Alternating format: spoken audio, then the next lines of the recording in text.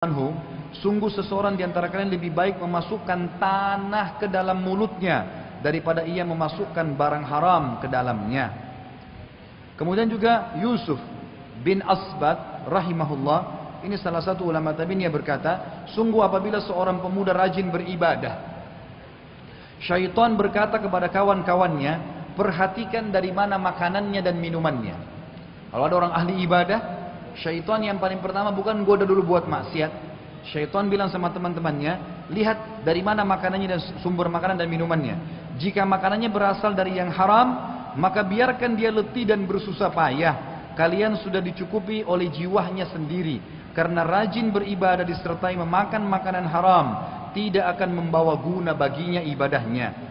Pernyataan ini juga dikuatkan dalam hadis Sahih Bukhari terkait sabda Nabi SAW, makanannya haram, minumannya haram, pakaiannya haram, dan diberikan dari makanan yang haram, bagaimana doanya dikabulkan.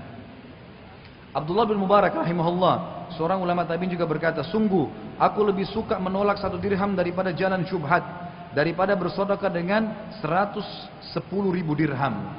Diriwayatkan juga Imam Ahmad mengatakan dalam musnadnya, Rasulullah SAW bersabda, man ishtara thawban bi asyarati darahim wa fihi dirhamun haramun lam yakbalullahu lahu salatun ma dama alaihi. Siapa membeli baju seharga 10 dirham dan di dalamnya harga 10 dirham itu ada 1 dirham dari hasil haram, maka Allah tidak menerima salatnya selama pakaian itu masih dikenakannya. Wahab bin Warad berkata, seandainya, andai pun engkau sholat malam seperti yang dilakukan prajurit.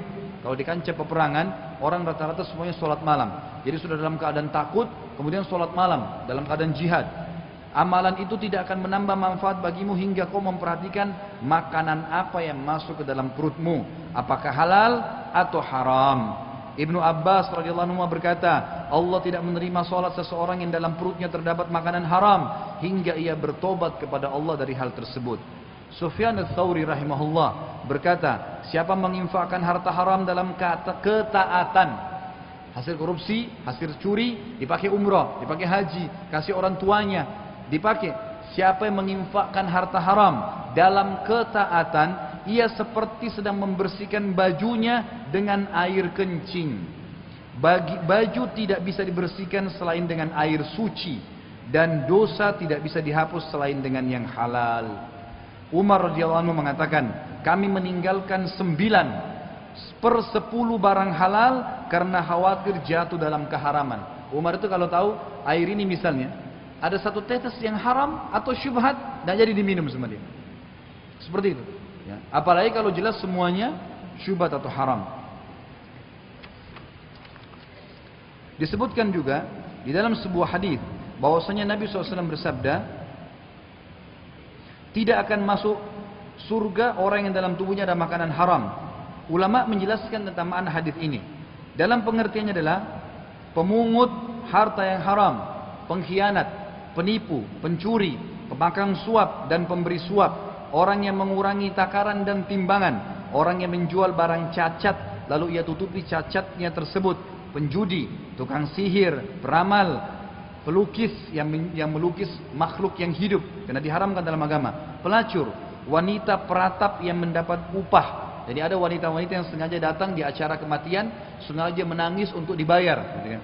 Kemudian pemungut pajak yang sengaja secara paksa mengambilnya, dan calo yang mendapatkan upah tanpa izin dari si penjual barang, orang yang memberitahukan harga lebih kepada calon pembeli untuk menariknya membeli lalu diberikan diskon secara rekayasa, dan orang yang menjual manusia lalu memakan nilainya.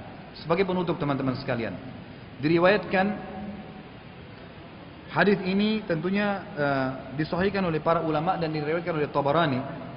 Beliau bersabda, Nabi SAW, pada hari kiamat orang-orang didatangkan mereka membawa kebaikan-kebaikan seperti gunung Tihama, gunung yang sangat besar, hingga setelah mereka didatangkan Allah menjadikan kebaikan-kebaikan mereka seperti debu yang berterbangan. Mereka kemudian dilemparkan ke dalam neraka. Beliau ditanya, wahai Rasulullah, bagaimana bisa seperti itu? Nanti ada orang hari kiamat datang, amal baiknya tidak ditimbang, dilempar, dibuang seperti debu yang berterbangan. Kata Nabi SAW, mereka melakukan puasa, membayar zakat, haji, tapi ketika ada suatu harta haram ditawarkan kepada mereka, mereka mengambilnya, lalu Allah menggugurkan amalan-amalan mereka. Perhatikan ya, dia sholat, dia puasa, dia haji semua, mungkin dari harta halal, tapi ternyata ada penawaran-penawaran yang ditawarkan dari sumber haram sehingga bercampur baur antara halal dengan haram di hartanya. Gara-gara itu semua amalnya nanti akan berterbangan seperti sesuatu yang tidak berharga. Oleh karena itu teman-teman sekalian, kesimpulan dari apa yang kita sampaikan semua, ingatlah, kehidupan di dunia sebentar. Seseorang di antara kita semuanya sedang menuju ke liang lahatnya. Tinggal tunggu siapa yang lebih dulu jatuh. Teman-teman sekalian, jangan pernah mengkhayal mati itu kalau sudah masuk ruangan ICU saja. Demi Allah teman-teman, orang yang mati di luar rumah sakit lebih banyak daripada orang yang mati di rumah sakit. Coba lihat ruangan ICU di rumah sakit ada berapa ruangan? 1, 2 ruangan. Iya kan? Berapa banyak orang yang mati dalam situ dan berapa banyak orang yang mati di luar rumah sakit? Berapa banyak orang yang sakit di rumah sakit dan berapa banyak orang yang di luar yang tidak sakit? Orang yang mati dalam keadaan tidak sakit teman-teman lebih banyak daripada orang yang sakit. Jangan pernah mengkhayal teman-teman sekalian. Dan Allah Azza wa Jalla yang maha tinggi dan maha pemurah bisa menghukum kita dengan sesuatu yang sangat sederhana sehingga sudah cukup untuk membuat masalah. Bukankah seseorang di antara kita tiba-tiba bisa bertengkar sama istrinya atau suaminya tanpa sebab, bisa tiba-tiba cerai, membuat dia sumpah berhari-hari?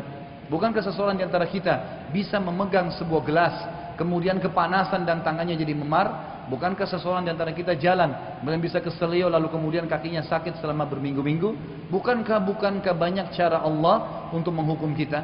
Jangan pernah dengar syaitan manusia dan syaitan jin. Syaitan manusia yang mengatakan tidak apa-apa, gak masalah, nanti gampang taubat, tidak ada yang tahu. Baca a'udzubillahi minasyaitonir rajim. Karena memang hukuman akan datang kepada kita. Allahu a'lam.